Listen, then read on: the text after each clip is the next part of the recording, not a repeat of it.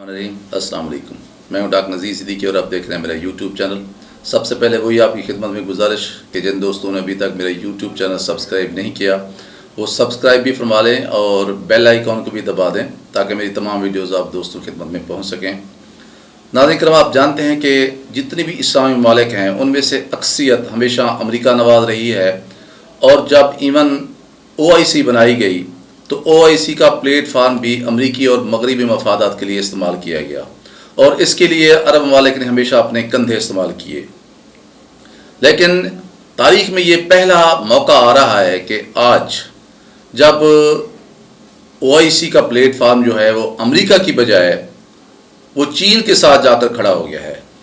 और वो भी उस वक्त जब चीन और रूस एक दूसरे के इत्तेहादी नज़र आते हैं और यूक्रेन के ऊपर रूस के हमले के बाद अमेरिका और रूस एक दूसरे के सामने सीना सुपर हैं, बल्कि एक दूसरे के दुश्मन बने हुए हैं और एक दूसरे के साथ हालत जंग में हैं।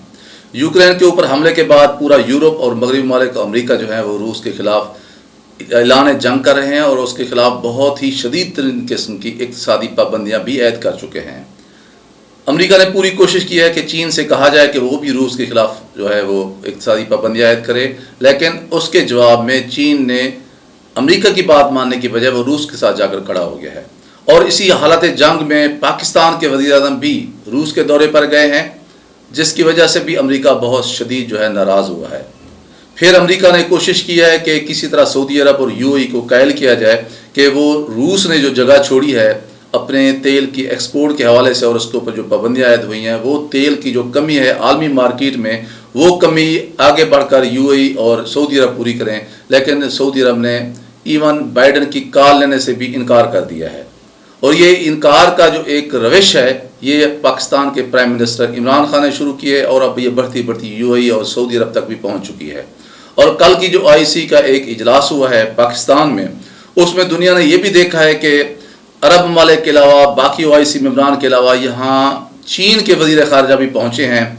और ये एक बहुत बड़ी तब्दीली है क्योंकि दुनिया इस वक्त दो ब्लॉकों में तब्दील हो चुकी है। एक अमेरिका का ब्लॉक है और दूसरा रशिया और चीन का ब्लॉक है, और पाकिस्तान तो पहले ही इस रूस और चीन के ब्लॉक में शामिल हो चुका है। और अब UAE सऊदी अरब के तवज्जो से पूरे इस्लामी ममालिक की जो तंजीम है OIC, वो भी लगता यही है कि ज़ाहिरी तौर पर उसने फैसला कर लिया है कि वो चीन और रूस के साथ खड़े होने जा रही है। और रूस ने आगे बढ़कर बहुत सारे इस्लामी ममालिक के दरमियान जो मामलात हैं, जो तलखियाँ हैं, जिस तरह के शाम के जो मामलात हैं वो उसने UAE के साथ ठीक करवा दिए हैं। इसी तरह अब ये लग रहा है कि ईरान के साथ भी सऊदी अरब के मामलात रूस ठीक करवाने जा रहा है। तो जो मजमूई तौर पर एक तासुर उभर कर सामने आ रहा है वो ये है कि अब सऊदी अरब ने और UAE ने और उन्हीं के ज़रिए बाकी इस्लामी ममालिक ने भी ये फैसला कर लिया है कि वो चीन और रूस के साथ खड़े होने जा रहे हैं, और ये एक बहुत बड़ी तब्दीली है जो पिछले कई अशरों के बाद दुनिया देख रही है और दुनिया के मुशाहदे में आ रही है। कल जिस तरह चीन के वज़ीर ख़ारजा ने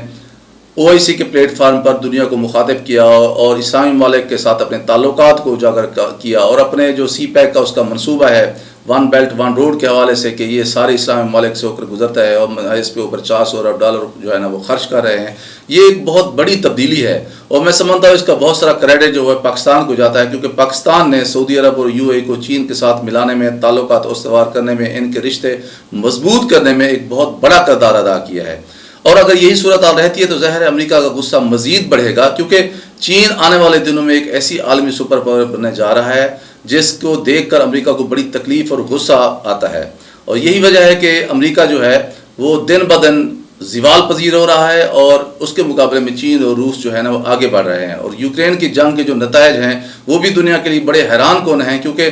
आहिस्ता आहिस्ता रूस के सारे यूक्रेन के ऊपर कब्जा करता जा रहा है, और यूरोप जो है अपने वादों और दावों के बरअक्स यूक्रेन की किसी किस्म की कोई मदद नहीं कर सका, क्योंकि पूरा यूरोप